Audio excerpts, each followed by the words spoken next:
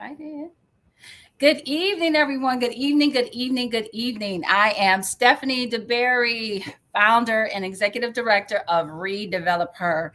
And I'm so excited to be online tonight. Last time we did an interview, Winter, we were in person. You remember at the studio? It's been a long while too. Yeah, that's like Yes. 6 years ago. And boy, has a lot changed. In Hasn't it? years. Yes. Because I was just getting ready. No, I had just gotten divorced like a couple months. It was February because you were giving us love advice because you also were, I think you had just put your book out. Don't get upset if I get it wrong, but it was based on dating in the DMV. I know that it was something along those lines, right? Yes. It was, that I specifically why I was there to help educate the women on dating smartly out here.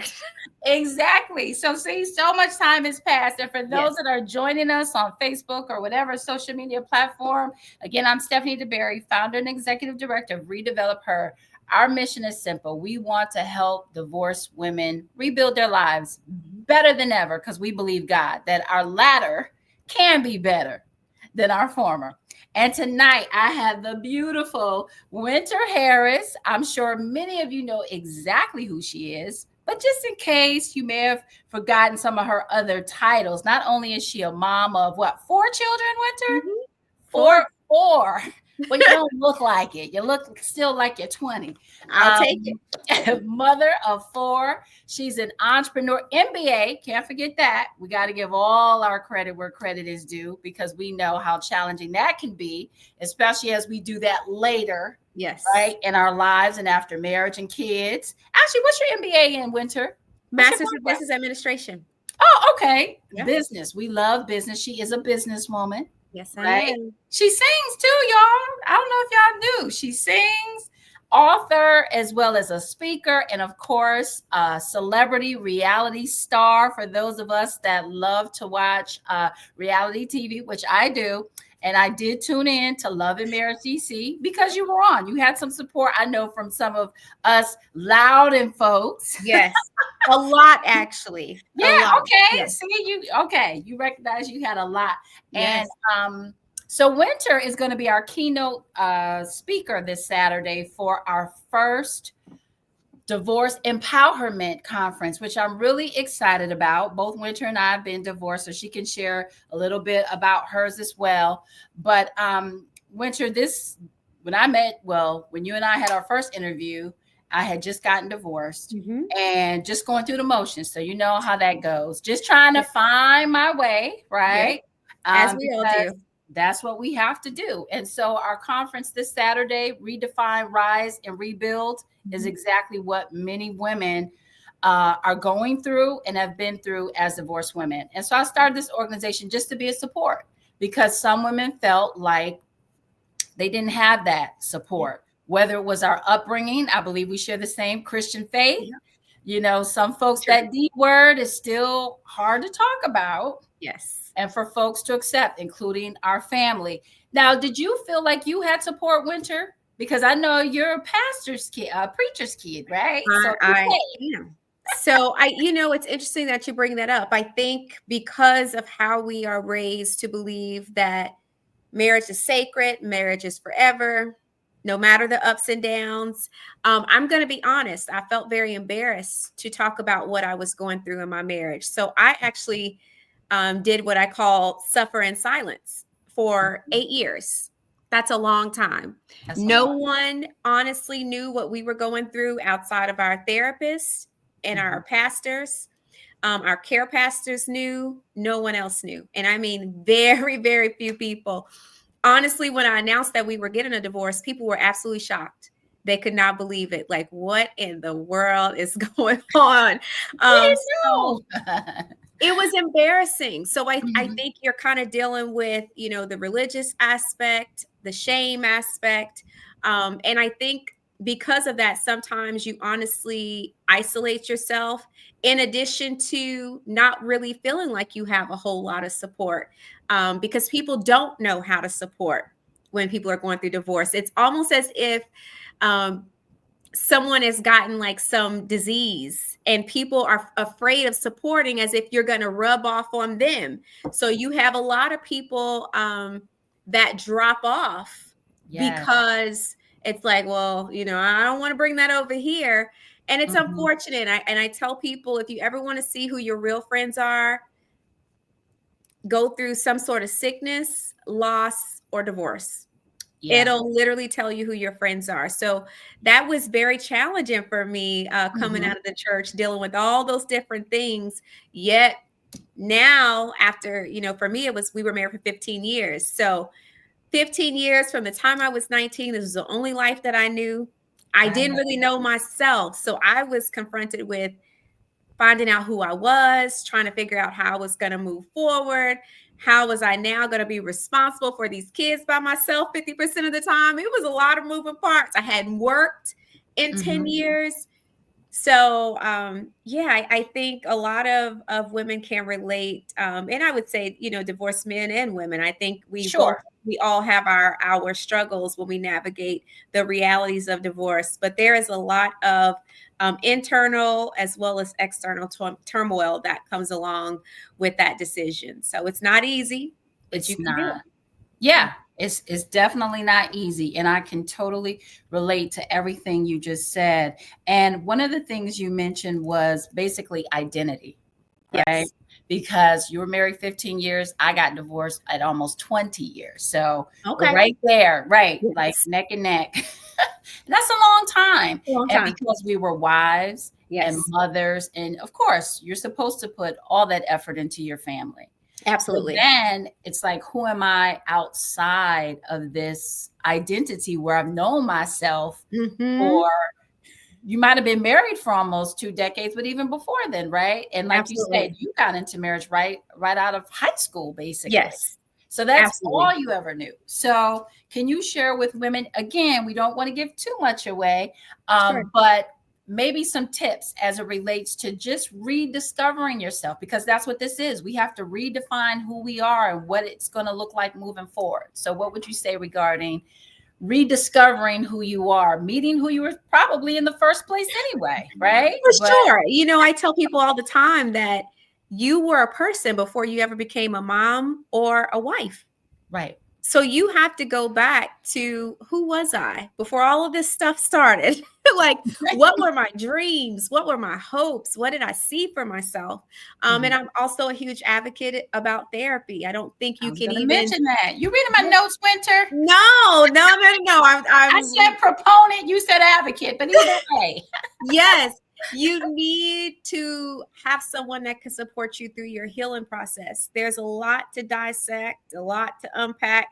And I think a professional is the best way to do that. Now, both you and I are definitely churchy, and I'm all for that. But the reality was, for me, I didn't really find the support that I needed from quote unquote traditional Christian counseling. So I had to go to a professional. And that was where I really got the courage and the strength to believe that I could actually move on from the divorce and stand on my own 2 feet. Right. So I get it. Yes. So healing, get someone that can support you through that. Also, you're going to have to rebuild. And I told people that when I started to open up about, making the decision to divorce, and let me just be clear, I am twice divorced, not once. Right. Never in my life did I think that would be my reality, but it was. I was going to ask you that too. I'm telling you, we're here, Winter. We're here. Yes. Go ahead. So I have walked this walk. And the crazy part is that the second one was actually more difficult for me than the first, even though I felt like there was less to lose. But because I had done such a good job of rebuilding myself after my first divorce, this hurt on an internal level in more ways that I could even articulate. Thank God for good therapists, because I was like, I didn't want to. You trusted again. You decided to love again. Absolutely. And that is something that is very difficult to process and navigate. And like I said, thank God for great therapists. And I'm definitely, like, 4 years out now, but still at the time it was very traumatic for me. So I will say you have to reinvent what your circle looks like, because you do lose a lot of friends through divorce. But I often say it's a great time to really self-evaluate and evaluate the people that you want around you, and the Get to people you, choose. yes, and choice is a beautiful thing. It It is. really is. It's a powerful thing and it's a beautiful thing. But you get to choose and you get to evaluate who you have, because I do feel like once you come out of the fog of divorce, I feel like the eyes that have been closed for so long become wide open, and you get an opportunity to really see. I think as you heal a lot of the layers that were probably shut off for so long due to, marriage is hard. It's not like it's easy. And I think that's another thing that people are probably healing from once they come out of the divorce. So many things that they've suppressed over so many years. So once you begin to heal, your eyes are open. And I think your goal is to get better at making better decisions, not for everyone else around you, but for yourself. And I Yes. think once you're able to do that, you're able to really see a brighter future. I don't know. I tell people I sleep sideways some nights, because there's a lot of peace that comes with the ability to reinvent yourself and build a better future, and a future that closely aligns with who you are, not just what you've fallen into, because those are the cards you've been dealt through whatever Right. circumstance you may have experienced through your marriage. So I'm excited to talk to the ladies. I could talk about this forever, because this has really been my life. I have lived this. This is not Exactly. And me. that's exactly why I wanted you to participate. And we're so grateful Thank you for that you're having me. showing up on Saturday, because the second one we got to, watch a little bit on camera, on television. And thank you for being transparent, because Yes. again, I'm sure you get to decide to some degree what is shown and expressed through television, but to, go through that again and on camera is a lot. It's a lot. And the women that are, considering it, like you said, we both can agree, it takes time. It takes Yes. time to make that decision, because I know a lot of people say, and I thought about this too when I was going through divorce. You want to make sure you're giving your all, or what you feel, and you're Mhm. looking out for your children as well. For And then sure. you got all these supporters who want to see you win, right? Like all these other factors. But then it still boils down to, okay, but what about me? Because you Yeah, said something. And maybe some of the men too that go through it suppress a lot. for sure. Yeah, and it ends up coming out, and ultimately, we make this decision that we've had to make, but Yeah, we know there is hope in our future, and that things can get better. It is a absolutely. process. Before we got live, you said it's a roller coaster It is. It of is. emotions. Absolutely. It's a roller coaster of rebuilding. It There's is. no straight road to get to the other side of divorce. There just isn't. Everyone has a story to tell. Exactly. So it is a journey, and you got to be prepared and ready for that. If you're thinking that once you get rid of this person that it's just going to be all sunshine and roses, it's just not the way that life is. It takes time. It takes years sometimes. But there is a light at the end of the tunnel. I'm grateful for it. What people ask me this all the time. Do you wish you had stayed? And I can emphatically say, absolutely not. I'm grateful for the decisions that I've made. I would never go back. Like the other side of this, it's been hard, but it's been worth it. That's all I can say. That part, right? You Yes. never saw this coming, but it was worth it. And Yes. that's hard for people, because we can't imagine. We don't know what the other side looks like, We right? don't. We're just fearful, and we're crying and praying all the way through, right? But then God shows up and shows you, wait a minute, this could be more than what you ever even imagined, in a good way, Yes. right? For yourself. And I believe you and your former spouse, your children's father, you all have a good working co-parenting relationship. Oh yeah. Let me tell you, I tell people all the time, because that's important. You can actually heal, and for the sake of your children, work for the benefit of them. That's absolutely the common goal. And we have done, I feel like, a great job raising these kids. We have 2 adults now. Our youngest son is 17. He has, not that much left of 11th grade, but he'll be going into his senior year, later this year. And then we have a 14-year-old, and that's a wrap for us. And honestly, wow, that time has flown. I'm telling you, 6 years.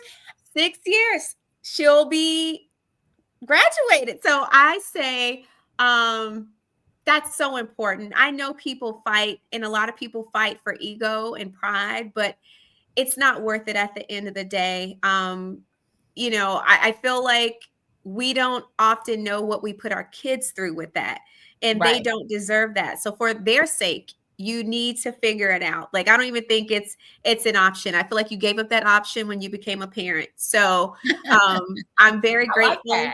Yeah, I'm the least sympathetic when I hear people talk about the back and forth with a co-parent. I'm the least sympathetic. I don't even do it. Yeah. I'm telling you, Winter, like, we're on the same page. I told a friend of mine earlier, I said a lot when we went, through the divorce in front of the judge for child support or custody, right? Mm-hmm.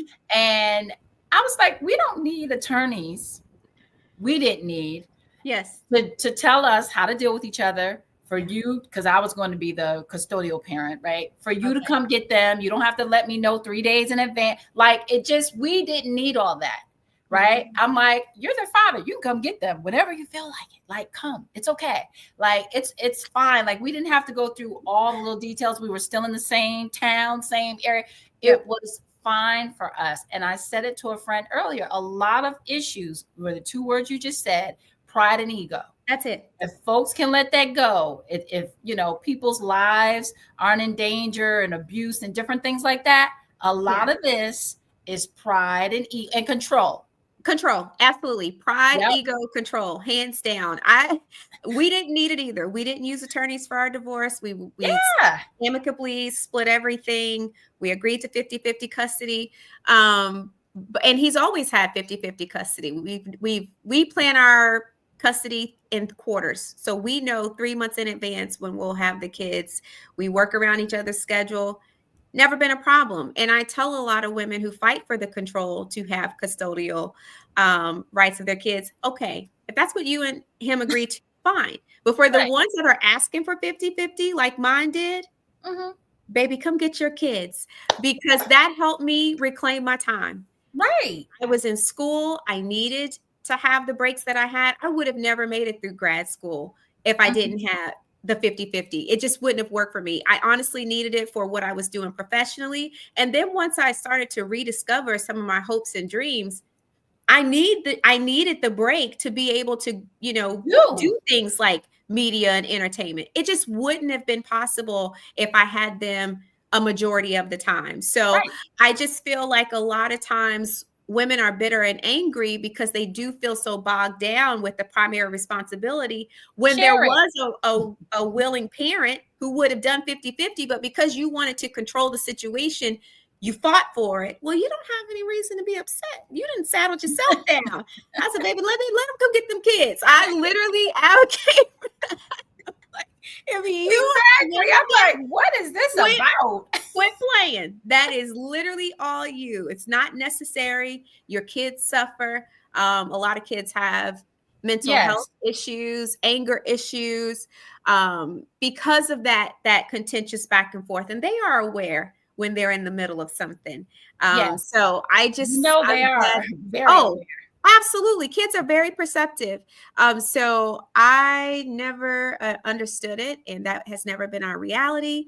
We have successfully co-parented 4 children. They are all almost into their adult years. Our oldest daughter just got married in December. I was about to ask you about that. So what does that feel? I saw the post. I read the post.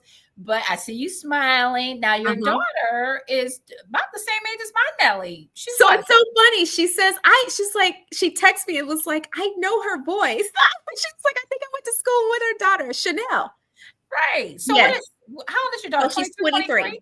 Okay, Yes. so she's just a little older. Okay, Nelly's going to be 23 in November. Okay. So what bit of advice, I'm sure you gave your daughter plenty. What was Yes. one piece of advice you gave her as a new young bride that just knows she has the brightest future in front of her? What was one piece of advice? I will say I didn't really give her advice. I'm going to be honest, because at the end of the day, and she'll be 24 in October.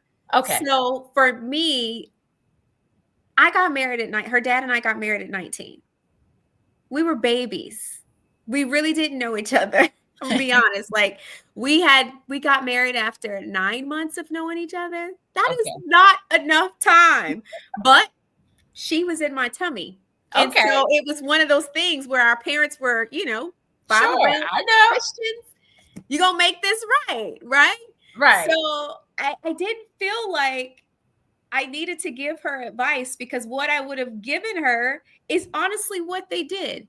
She didn't decide to marry out of desperation or need. She wasn't pregnant. That's not even on the table for a while. She's settled in what she wants to do in her career. She's a special ed teacher.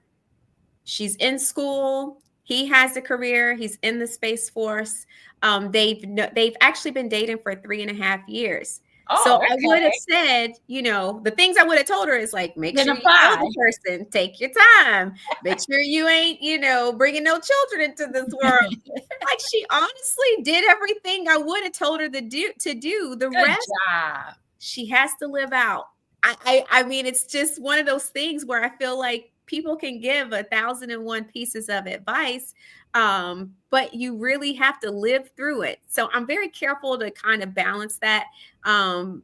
Maybe I guess the one piece of advice I would have given her is always maintain who she is outside of him, because I think a lot of women lose themselves in marriage, especially when kids come along.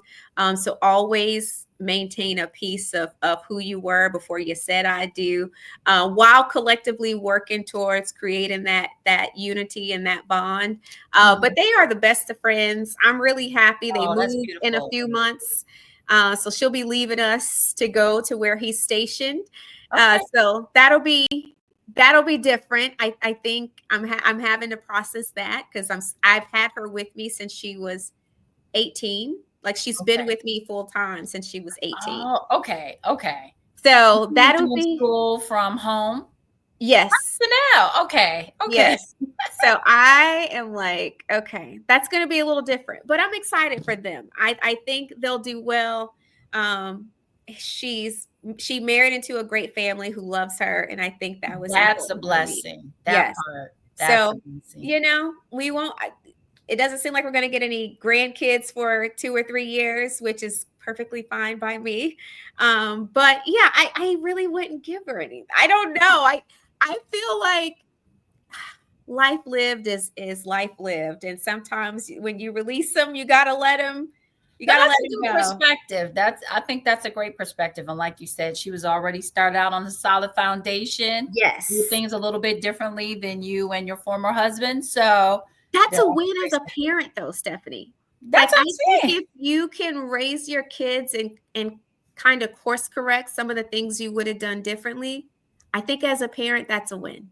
I believe so too. I believe that's a win. Yes. Definitely. So if this was like, if she was going down the same path, I would be like, okay.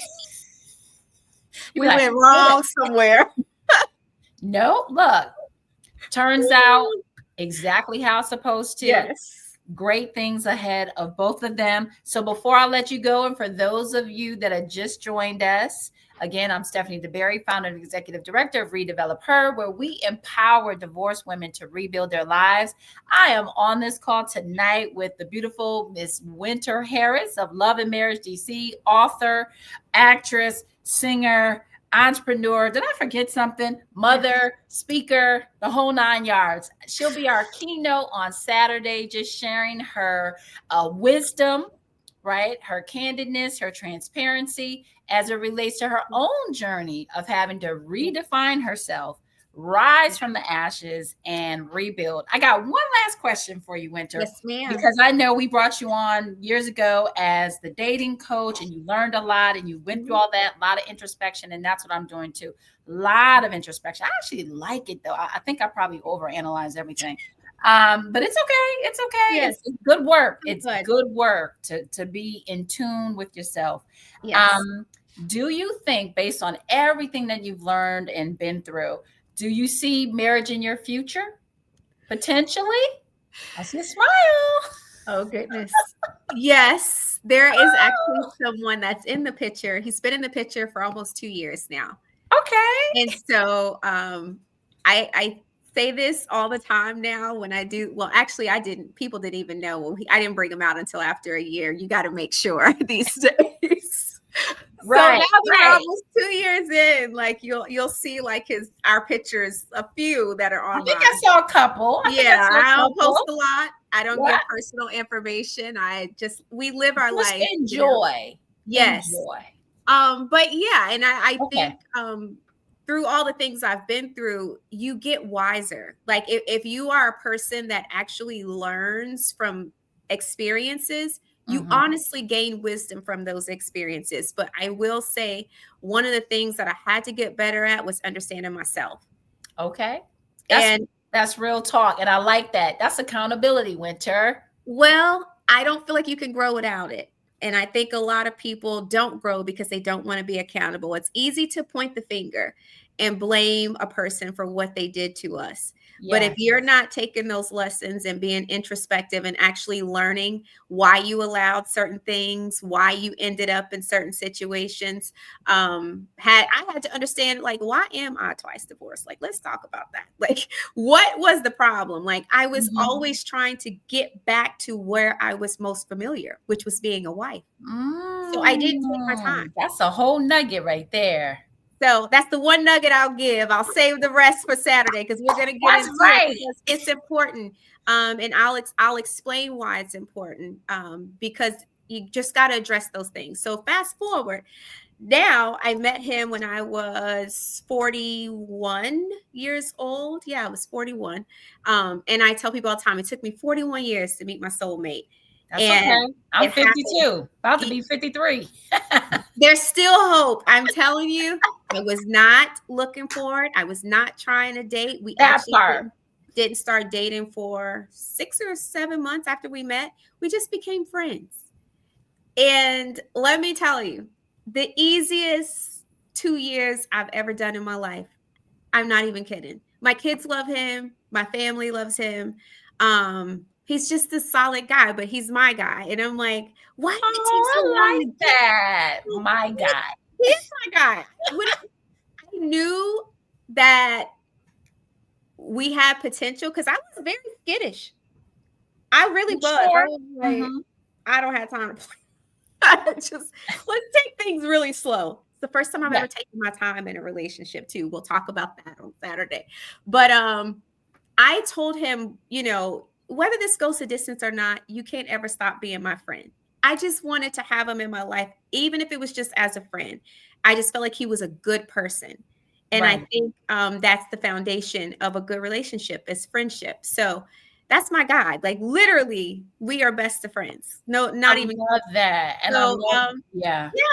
If it's with, I said I would never get married again unless it was to my best friend. Oh, okay. Well, look. That was the caveat. So I would marry him. I would. Nobody else, though. I feel like, listen, I'm 43.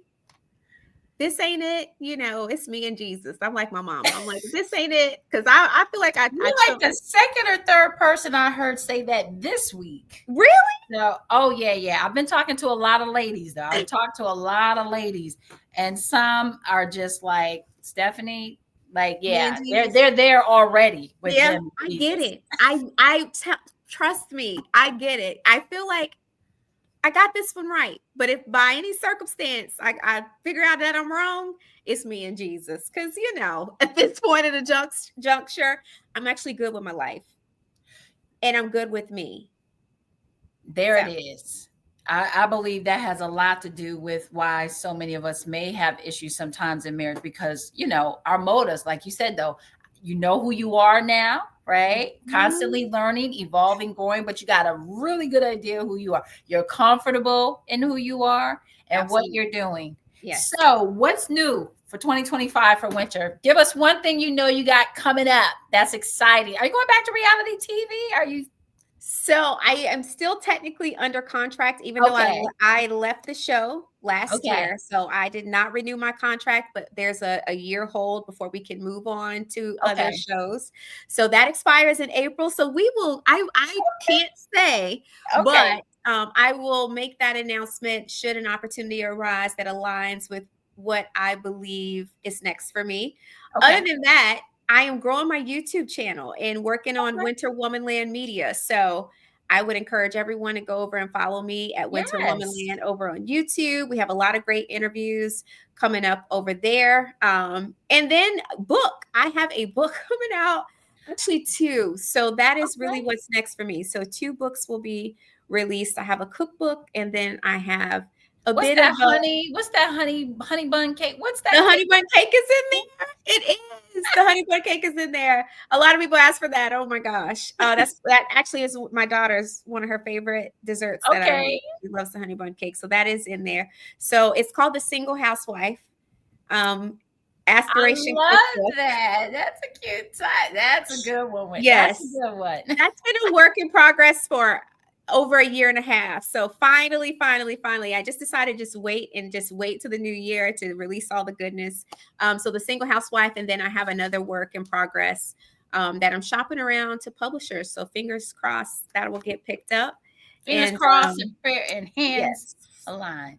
I'm yes, so excited for you, Winter, and I thank you. appreciate you joining us tonight. Again, for those of you that are joining us, you got to tune in on Saturday for the Redefine, Rise, Rebuild Online Divorce Empowerment Conference. There's a bit.ly link there. I'll share more later. You want to hear from Winter Harris. She's going to be sharing with the ladies. We've got financials being covered. We've got forgiveness, another big topic that's being covered. We'll have some legal resources for you all and some other things that are very important to divorced women. So I look forward to seeing you all online on Saturday. Thank you so much, Winter, Thank you for for having joining me. us. Stay warm. Yes, it's cold. Don't go outside. Yes, I've already been out there in it, but I am in because it is Yeah, me freezing. too. I went out, ran out, and came back in. Thank you, Yeah. and we'll see you on Saturday. Bye, guys.